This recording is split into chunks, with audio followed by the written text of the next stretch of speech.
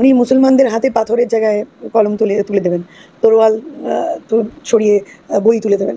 কারণ কি, তরোয়াল তো খালি ওই হিন্দু যাদের লেজিন বাদররা, মানে বাদর সেনাদের কাছে তলোয়ার থাকবে, নাহলে মাথাগুলো কাটবে কী করে?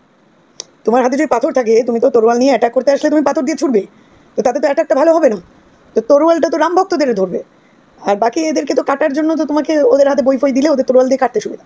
ভালো বলেছেন, একেবারে আমি করছি না, কিন্তু ওদের আরএসএস কালচারের সাথে কথাটা একটু বেমানান লাগছে আমার মনে হয় আর কি।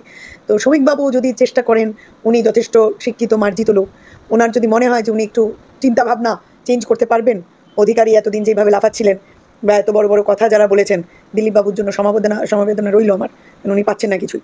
কিন্তু হোয়াট এভার, উনি যদি মনে করেন যে চিত্রটা চেঞ্জ করবেন, দেখুন এটা এখন মমতা ব্যানার্জির সাথে কী সেটিং আছে, কটা সিট দেবে, কটা কী দেবে, সেটার উপরেও তো ডিপেন্ড করে।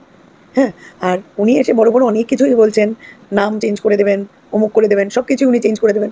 তো দেখো, এগুলো তো পরের কথা, এখন মাত্র উনি দায়িত্ব পেয়েছেন। আমরা বলবো দায়িত্বটা আপনি ভালো করে পালন করুন।